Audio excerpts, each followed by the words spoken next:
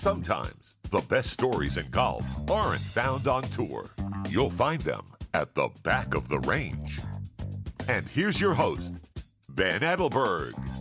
Thank you again for joining me here at the back of the range. I'm your host, Ben Adelberg. This is episode 17.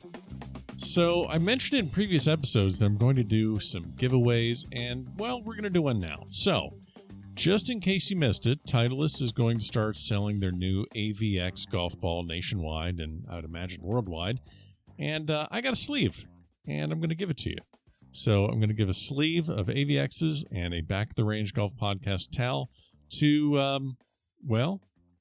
all you need to do is message me in some way. Instagram, email, Twitter, Facebook. Let me know what you think of the podcast. I'll select someone at random, and I'll send you a free sleeve of Titleist AVXs and a towel. I know it's not much, but hey, it's something. Congrats to the U.S. team that absolutely crushed the GB&I team at the Concession Cup in Bradenton, Florida this past weekend. The Concession Cup is a Ryder Cup style competition between the best mid-ams and senior amateurs in the world. Will we have one of the victorious USA team members on the podcast soon? Yeah, you never know. It just might happen. Before we get to this week's guest, just another reminder that if you're sharing the podcast, leaving reviews, you're my favorite person in the world. If you're not, let's get on it. Through Apple Podcasts, Spotify, anywhere that you listen to the podcast, share it, leave a review.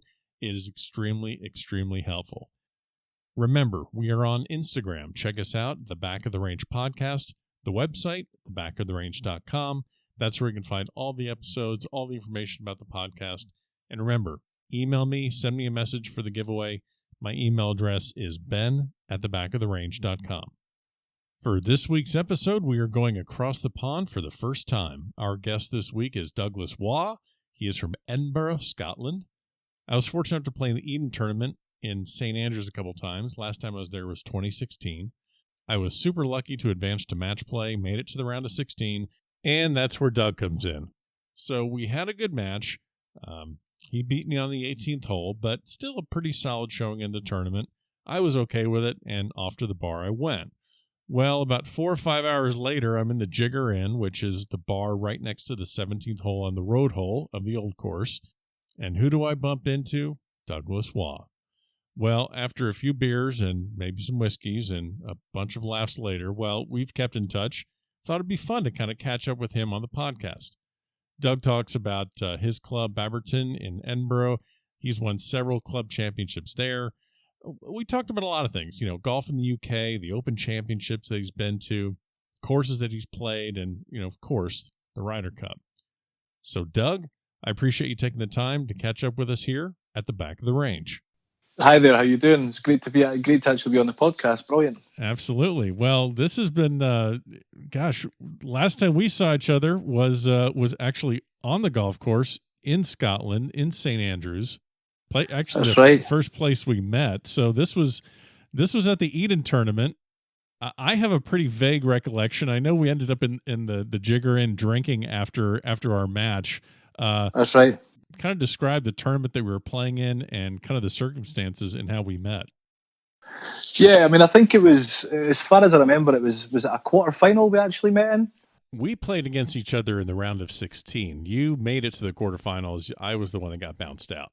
Right, so it was around the 16. Yeah, I mean, the Eden tournament, I mean, it's quite a prestigious tournament now, set in, obviously, St. Andrews, the home of golf, apparently. I mean, what can I say? I mean, it's probably the best run tournament that I've actually played in, considering I play in quite a few tournaments throughout the year. The value for money you get, the people that come from all over the world to play in it, yourself from Florida. I know there's a lot of guys that come over from South Africa, various areas of Scotland. It's just fantastic value for money. The fact that you can play, is it 6 rounds of golf that you're guaranteed, and you get a week in St. Andrews. So there's not much more I can say about that, to be honest. It's pretty hard to beat. Yeah, it's 6 rounds. You're playing the Eden. Really, it's all about the people too. For me, you're just meeting so many great people from all over the world that just truly love the game. Yeah, I remember that I had to win a match and kind of come from behind to win this match just to play you. And if I remember right, you were actually following that match. So you kind of saw firsthand the kind of the ridiculousness of how I got through that match. So I think we've actually both played pretty well in the last 16 as well. I think it was quite a good match. As far as I remember, it finished 2-1, so it was quite nip and tuck. Yeah, it was a pretty good one. Yeah, I know that we both made a really good impression on the Jigger Inn and the Dunvegan and all the other bars in St. Andrews. What is your favorite aspect of that weekend? Is it actually the golf courses and the competition, or is it just the actual being in being in the town and being in St. Andrews? I don't know. It's kind of a combination of a few things. I mean, the fact that you're playing all these great golf courses up there, the fact that you're in St. Andrews. I mean, I only live about 40-45 minutes drive down the road, so to have it basically on your doorstep. I mean, I go up a few times a year, but there's always a buzz when you're in St. Andrews. I think it's like, I mean, you could add it all up. It's the golf, it's the meeting of new people, it's the town itself. Obviously, the drinking's got a lot to do with it. Yes, it does. I mean, I know, yeah. I mean, I've been going for 10 years, and the group of people that I've been going with have probably been going for not far short of 30 years and haven't, they've missed the odd year here and there, but it's just everything. It's everything that goes with it. Obviously, meeting yourself, meeting people from Ireland, meeting people from, different walks of life, different aspects of life, the golf courses. I mean, you cannot beat the level of golf and the level of golf course that you've got up there. They're fantastic golf courses. All of them are fantastic golf courses. No, I totally agree. I fell in love with the town, not just the golf. For me, it's a lot more than just the golf, but for you, just living 45 minutes away from St. Andrews. Now, before we get into all the other tournaments that you're playing and kind of your, basically just your day-to-day or your golf achievements in your career, you live in, tell listeners where you live and kind of, do you belong to a club? Tell us a little bit about that. Yeah, well, I stay in Baberton, Mains, which is in Edinburgh. It's just on the outskirts. It's about 6 miles from the centre of the town. I'm a member of a club called Baberton. It's a parkland golf course. It's not hilly as such, but there's a few kind of undulations throughout the golf course. I'm also a member at a smaller club, which is more in the centre of the town, or the centre of Edinburgh, called the Harrison Golf Club. It's actually it's what we call a non-course running golf club. So the golf club that it's kind of attached to is a public golf course. I believe there's a lot of them. You get a lot of public golf courses in America, whereas this one it's a very kind of hilly golf course, very short.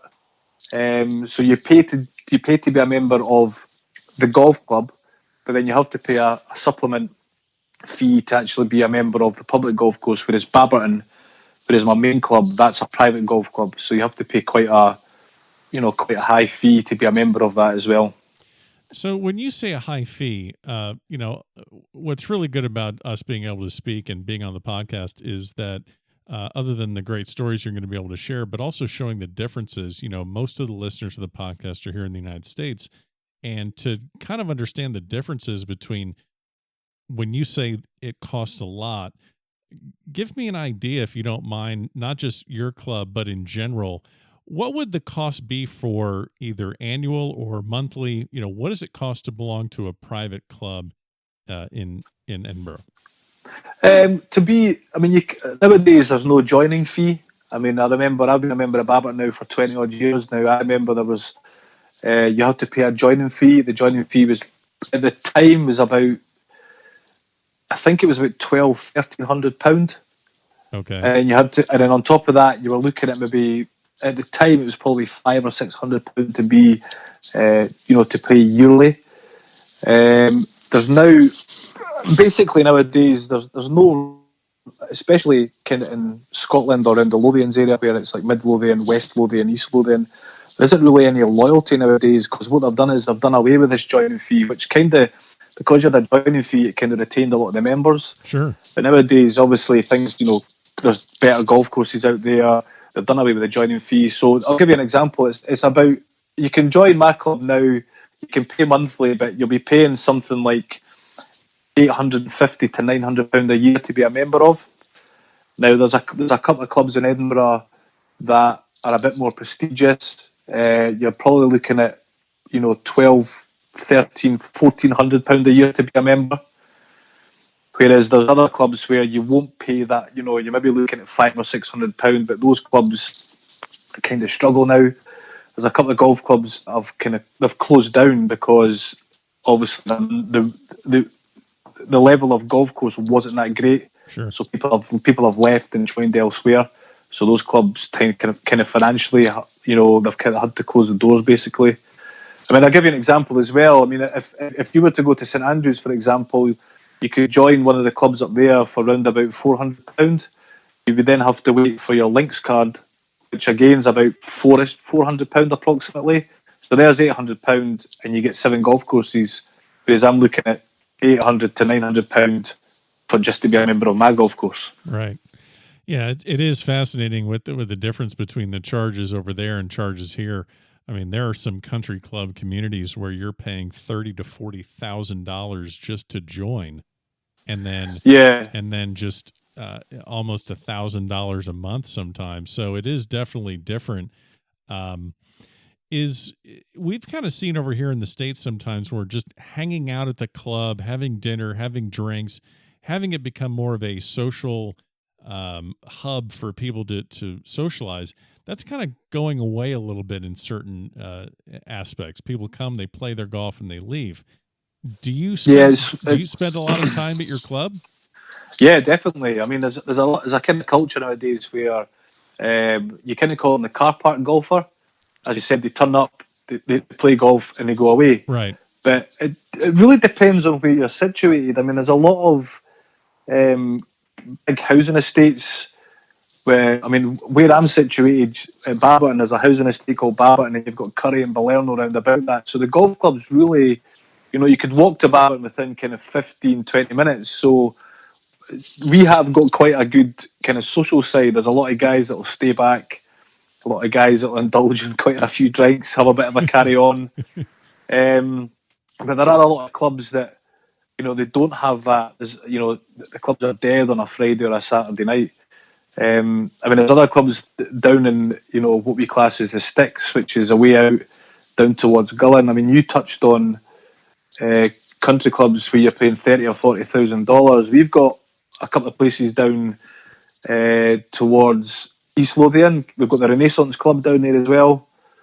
Again, that's really just a kind of prestigious thing. Archerfield, which again, you're looking at, £30,000, £40,000, £50,000 to be members, just members, and then you're paying on top of that. Sure. And they don't really, I've played them quite a few times, and they don't, the social side of things, there's not, there's another local club down the road from me called Kings Now.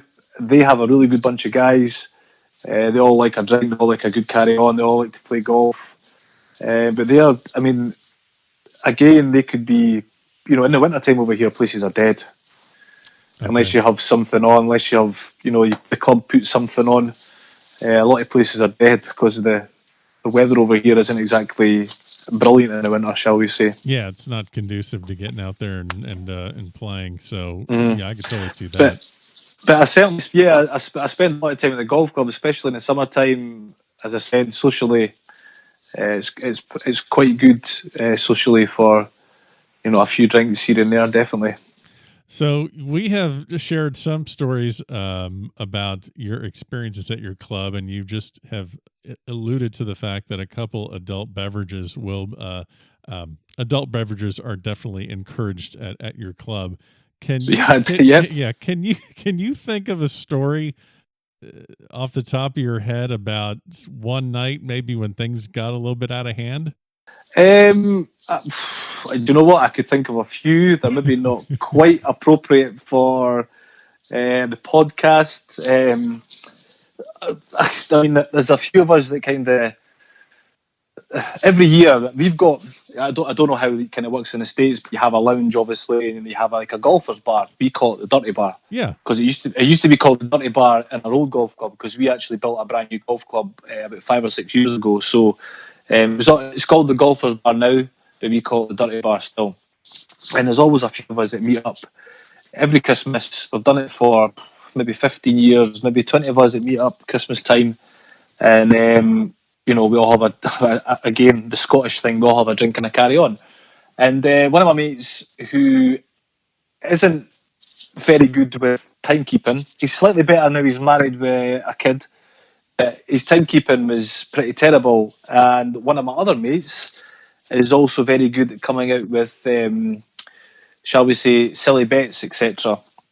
So my mate Andrew was supposed to turn up between 3. We said I'll be there between 3 and 3:30. And my other mate David turned in and said, if Andy's here between 3 and 3:30, I will streak naked down the first hole. And I think, if I remember right, I think Andrew turned up about 3:10.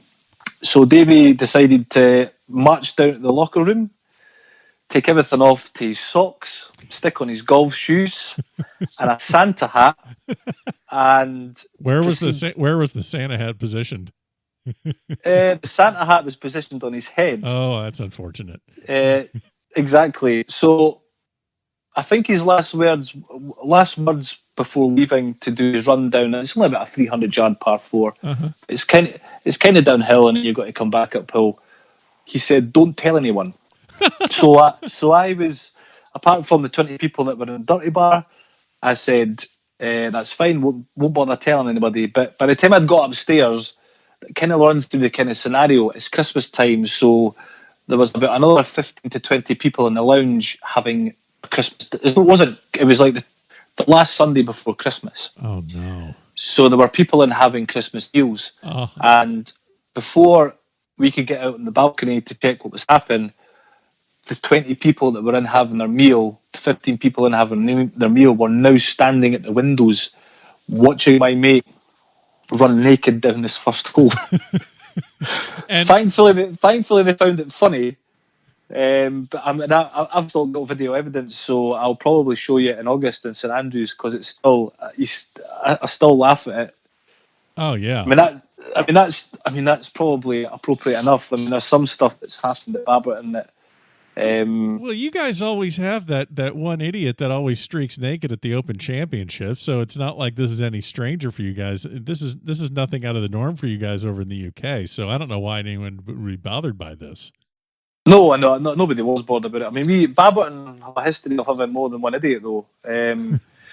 Thankfully, one of them's, I wouldn't say thankfully because he's a nice guy, but he's left to join another golf club. But he was, most of the stories would have been about him, but those stories are like a different level. They're just, I'll maybe tell you a couple in August.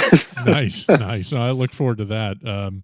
So besides the occasional nudist hijinks at your club, you mentioned that you play other tournaments.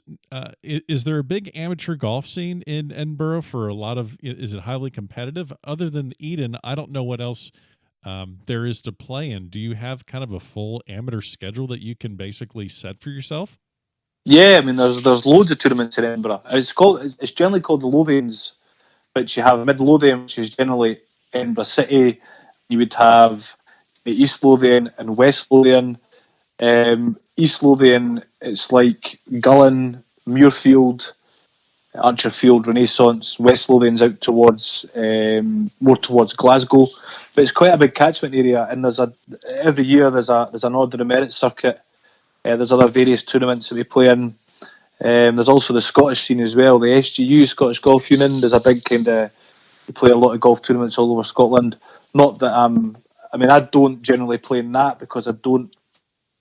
I mean, if I say I couldn't compete in it, I probably could compete in it, but it's not. It's kind of a different level. These guys are looking at breaking into the Scottish team. Maybe breaking into the. Some of them are actually looking at Walker Cup as well. So, oh wow! Okay, I mean, so I'm not that kind of. I'm happy playing my kind of Lothians Order of Merit. It's pretty competitive. Some pretty good golfers. You also have your kind of your county team and everything as well. So it's the same with everywhere. I mean, I'm supposed to be going down to London in July because my mates are a member of a club called Highgate, and they have, I think it's Middlesex, so their county, they have an Order of Merit as well. So there's all over Britain, all over Scotland, there's various order of merit kind of schedules that you play in as well. That's great. Yeah, we have different. Obviously, it sounds very similar to our state golf associations, whether it's Florida or Georgia or Iowa. Each state has their own points and ranking systems and their own events. So it sounds a little bit similar to that. Now you've obviously, you have, being located in Edinburgh and playing all over the UK, you have access to playing some of the finest courses in the world that are on the Open Championship Rota. I'm assuming you've played the Old Course. Can you tell us about your first experience playing the Old Course? I think it was just, how can I put it? You just, it's not because of the golf course. I mean, St Andrews, I mean, for those that maybe played it, it's not the hardest golf course in the world. It's relatively, how can I put it it's relatively mundane. You know, once you get out past the first and the second, because you've got the first hole with the clubhouse behind you, then you've got the Old Course Hotel. Once you start getting into the kind of third, fourth, fifth hole, it's very kind of samey, if you like. It's, you know, there's not really any kind of nothing really distinguishing jumps feature. out. Nothing really jumps out. Then you kind of get around to 7, 8, 9, 10, 11, and when you come back into the home stretch, kind of 16, 17, 18.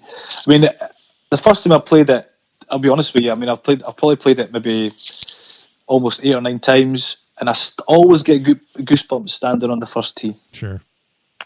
Just because of what it is, just because of who's stood there. You know, it's the home of golf. It's kind of hallowed turf. It's always get goosebumps standing on that first tee. Now, what are some of the other courses you've played on the Open Rota?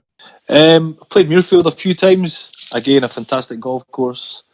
I think I played it, if I remember right, I played it the year they had the Open up here last time, which was 2012. Sorry, was it 2012? Well, I think it was Mickelson in, is it 13 or whatever? Sorry, 2000. Yeah, when Mickelson won it.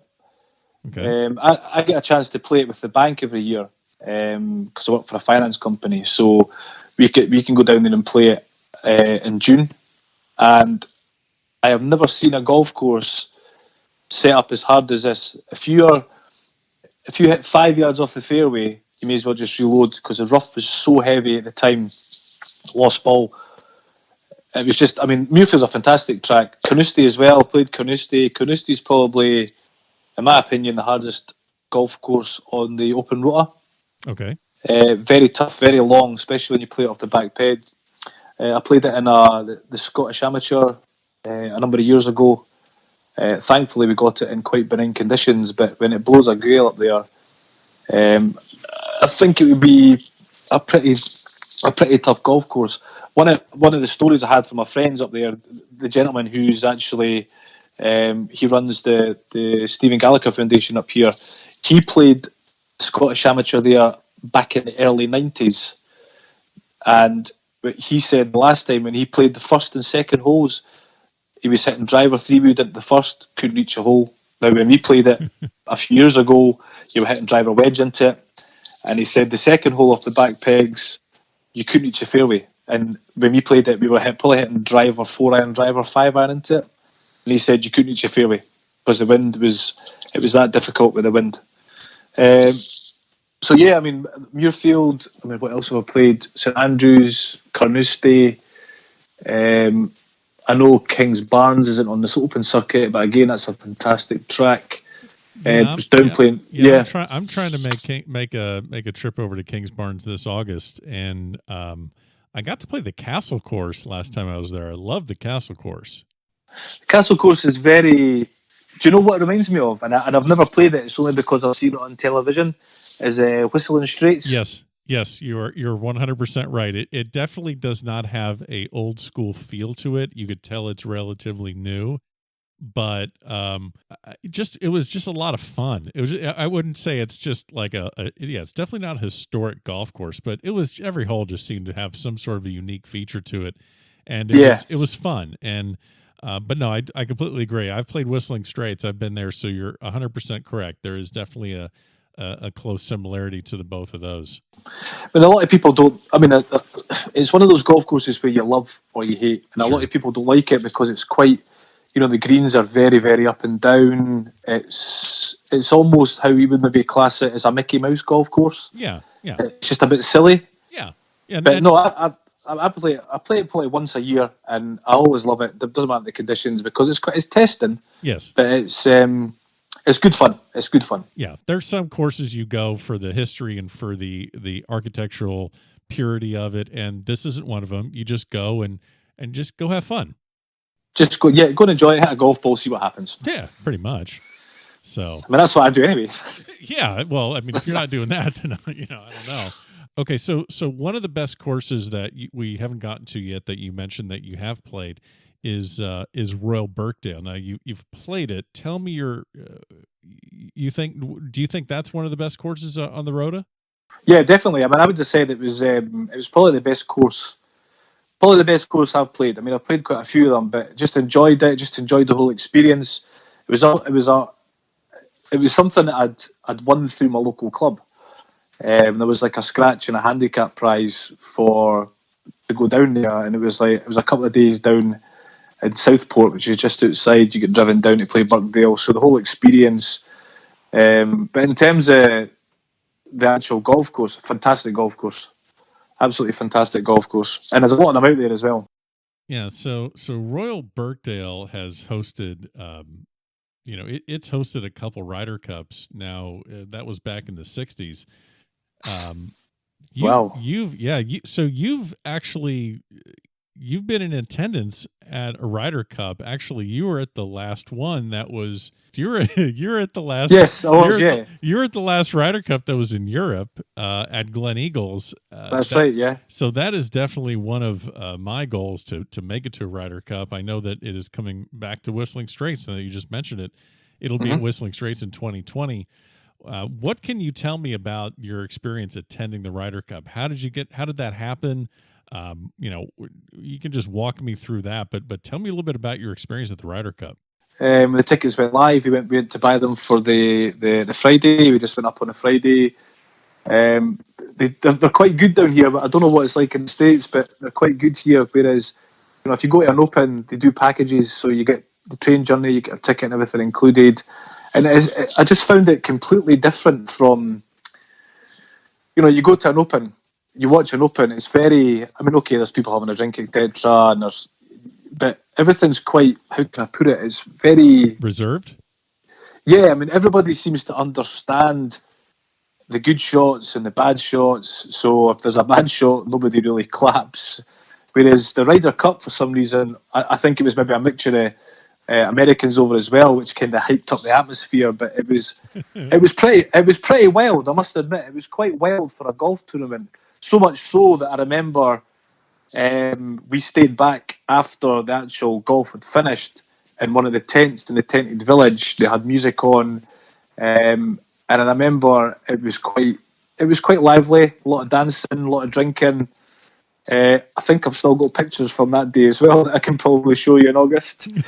I noticed that you don't want to show any of these by actually sending them to me. I don't think I'm ever going to get ownership of these, but definitely not. No, they're for one camera, for one phone only. But I can certainly show them in August. I can certainly show you some of them in August. Nice. But just in general, the atmosphere is really it's more hyped because it's like a USA versus Europe. It just seems to be yous versus us type thing, and sure. It just when you watch it on the TV in the States, there's a lot more shouting. There's a lot more remember Bubba Watson getting the crowd going. It's completely different to go and watch in a normal golf tournament. Sure, and it's good fun. It's definitely good fun because you get a lot of good banter with the players and with other fans as well. Yeah, that definitely is on my bucket list of things that I need to do. I need to take part in a Ryder Cup. I'm actually almost thinking that it'd be more fun to go to Europe as an American for Ryder Cup as opposed to just being surrounded by just an entire sea of craziness. I don't know. For some reason, I think it might be a little bit more entertaining to go to foreign soil. Yeah, but maybe be a little bit more laid back. I mean, you mentioned there about Birkdale. I mean, it's not.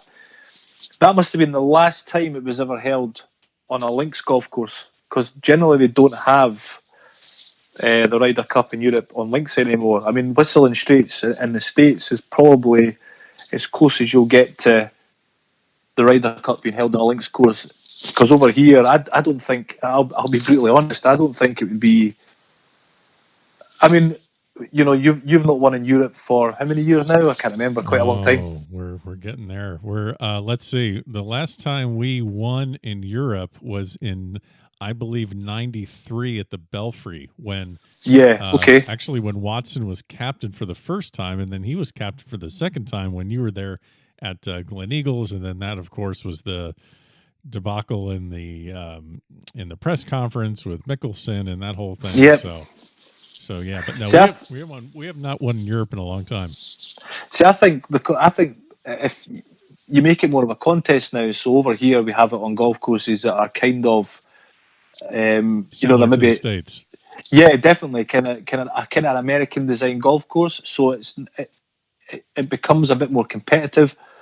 Whereas if you were to come over here, personally, if you were to come over here, Americans to come over here and play it on a links golf course, it would just be kind of tit for tat. Europe always win here, you guys win in the States all the time, and then every now and again you'll get a role reversal like Medina or you guys winning over here. So that's why, it's in Paris this year. Is it next year? This year's Paris. Yeah, I think this year's Paris. Yeah. Again, it's very kind of it's a very American looking golf course, the same as what Glen Eagles, the PGA Centenary, is a very American looking golf course. It just makes it more competitive. It's good fun. Yeah. It's good fun. No, it's definitely a bucket list. Definitely something that should be on your bucket list. Yep. Ryder Cup is definitely on the bucket list. I need to get to one of those. Now, you're actually getting ready to travel tomorrow, I believe, to go to Portugal to play some golf. Where else in Europe have you played? Not too many places. I've been in the south of Spain quite a few times. Flying out to Portugal tomorrow for a few days, warm weather training if you like. I've been out to Portugal a couple of times. I've been in Bermuda, played 3 of the golf courses that were in Bermuda a few years ago. I'm just trying to think when else I've actually played golf. That's probably about it, because a lot of, if you go away kind of winter time, this time of year, most years, and we kind of, you can go to Turkey. There's a lot of good golf courses in Turkey this time of year, and it's warm. But everybody kind of generally goes to south of Spain, Portugal, so we just kind of keep going there all the time because you're always kind of guaranteed good weather. But I was in Bermuda a few years ago for my mate's wedding, so I played a few golf courses over there, which were different, totally different grass, the nap on the green and everything. It was different, and the heat as well. The heat was something I struggled to get used to, I must admit. Yeah, well, you just mentioned something that we hit on as far as the grass. It's completely different from South Florida, at least, to what I experienced in Scotland. We have pretty much Bermuda, thick, rough, soft, spongy fairways, and it's definitely a bit of a culture shock when you go over to Scotland, where really everything is very firm ground. There's really not thick rough unless you're just in the gorse and just well off the fairway. What advice do you have for people in America that want to go to Scotland or go to the UK on a golf trip? What advice do you have for them to prepare to get the most fun out of playing off of these different terrains, different grasses, and different courses? Especially links. It's the tight lies and everything, so you've got to hit the ball pretty clean. It's got to be, yourself, ball first. But the links golf is completely different from some of the parkland courses. There's quite a few courses that will have pretty thick rough. They're not. How can I put it? You get soft fairways. Maybe I wouldn't say they were spongy, but they're certainly soft. The rough's completely different compared to what you get on a links golf course. It can be very, how we would put it, tuggy. So, the ball will sit down in this rough. If it's wet, it's even worse. Yeah. And you're only talking, a few yards off the fairway. But the thing I noticed that was completely different was, the fringe round the greens. Yes. I found over here you can kind of bump the ball into the fringe, run onto the green. But when I found when I was in Bermuda that if you try and bump the ball into the fringe, it either stays where it is or it actually bounces back towards you. You can't bump it up; it just kind of digs and sticks. Yeah, it just kind of digs. Whereas here you can play the kind of bump. Even around the parkland golf courses around here, you can play little bump and run shots when you're off the green. Whereas most of it in the States, I found anyway, that you have to fly everything just about. So let me ask you this question. We have a lot of listeners here in the United States that probably will be making some sort of a trip to Scotland at some point to play golf. What are some of the courses that they should play? Obviously St. Andrews, but what are some of the other courses? What are some of the sites that they should take part in? Yeah, well, I mean that's kind of given. You know, you've visited St Andrews, certainly Carnoustie. Go up towards Aberdeen, you've got up in Aberdeen, you've got the Trump course, which a lot of people will say is the best course in Scotland. You go up towards Inverness, towards kind of Nairn, you've got Castle Stewart up there. Then you can go out towards the Ayrshire coast, with Troon, Turnberry, all these golf courses out there. There's a lot of good golf courses round about kind of, the Central Belt. Glasgow Gales would be another golf course to kind of play.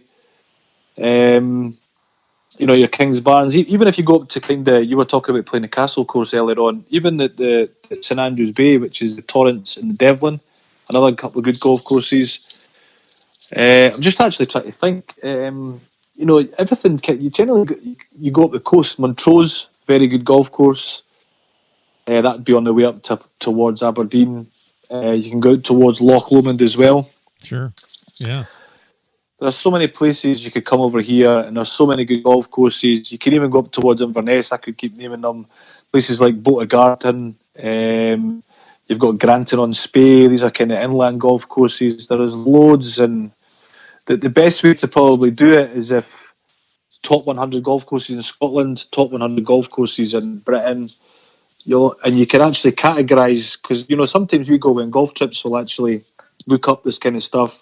Things that, golf courses that you wouldn't actually think existed were any good. They turn out to be what they'll call hidden gems, that brilliant little golf courses. You can actually categorise a lot of areas now on the web to certain areas of Scotland. But I mean, you could go on all night about the golf courses that you can play over here. There's hundreds.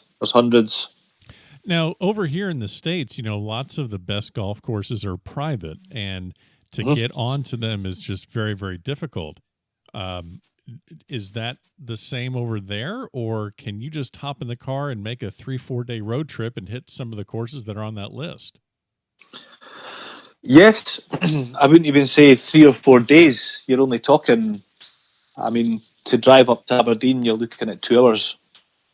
But if you wanted to make just a 3 or 4 day road trip and just travel all over the place, you could just hit all. Oh yeah, of course. Yeah, all you have to do is pretty simple: phone up, book a time, pay your money, on you go. There's only so many. I'm just trying to kind of rack my brain as to the only golf course I can think that you cannot turn up and play would be Muirfield, or maybe Renaissance. But every other golf course, you're looking at kind of your more prestigious golf clubs. Even St Andrews, you put your name into the ballot, you can get yourself a time, you play. Yeah. If you go out towards Troon, I think Troon's maybe another one that you can't kind of rock up and play. You've kind of got to organise it well in advance, but even then it's pretty difficult. But the majority of golf courses here, phone up a week in advance, a couple of weeks in advance, 30, £40 to play. Other golf courses can be a few £100, but there's no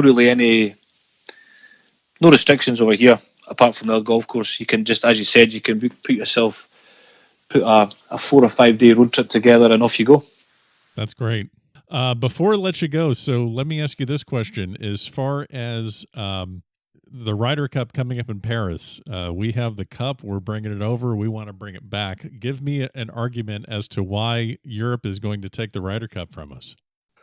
If I was a betting man, I couldn't argue against you. I would have to say the States are probably going to win over here. Does that throw a spanner in the works a wee bit? I just don't think. I think you guys are really strong, 1 to 10. I don't think.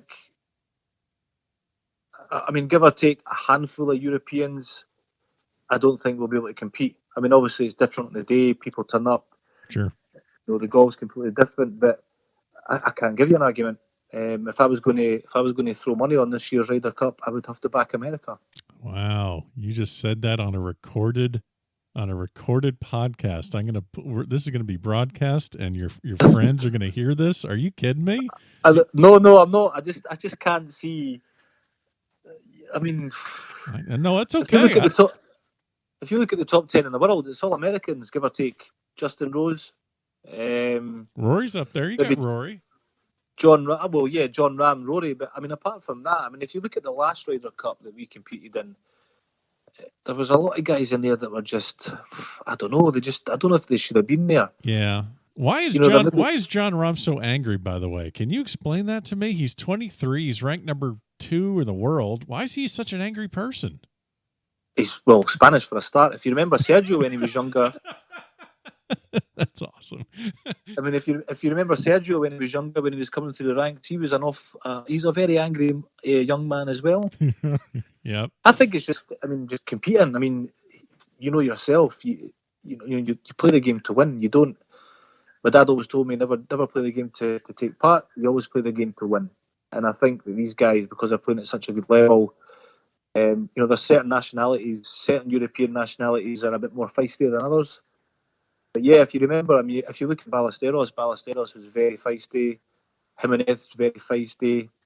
Garcia, as I said, when he was younger, he was really feisty. So I'd probably expect to see that in John Rahm, yeah. Oh, yeah. Does Tiger win another major? If he keeps going the way he's going, I'll say yes. Yeah. Now, I did say, with everything that was going on in the last couple of years, I didn't think he would win another tournament.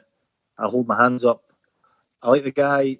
I think he's brilliant for golf. He's amazing to watch. You're watching the TV, he just brings in the crowds. So, from what I've seen lately, I think he'll win another tournament. Will he win another major? Yeah, I'd say I'll go with yes. I think he'll win another major. So you've attended the Open Championship several times. Did you ever follow Tiger when you were there?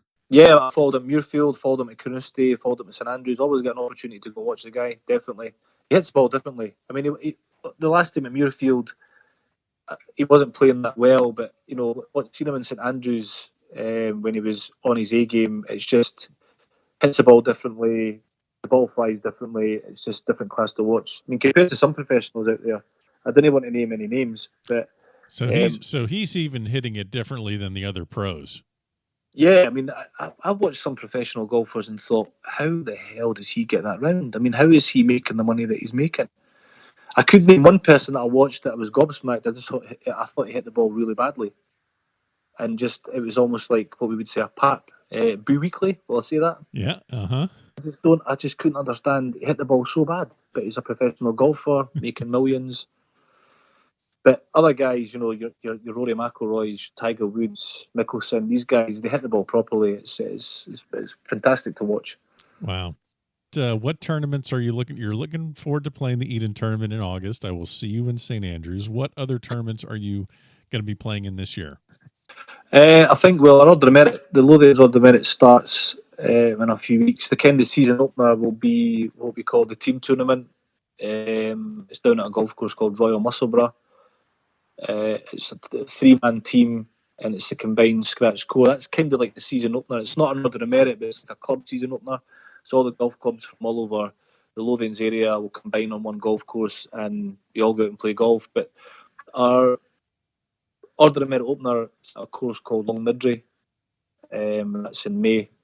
And then it just, you just follow, you just go around the circuit, you play in all the Order of Merits that you can, you play in all the tournaments. So, as I said, just kind of gearing up for the summer, going out, as I said, to Portugal tomorrow to get a bit of warm weather, a bit of golf in. No doubt there'll be more than a few beers probably. There you go.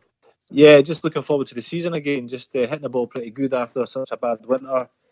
I can't really think of... there might be... I might actually play in the Scottish Amateur this year, I'm not actually sure. Always kind of...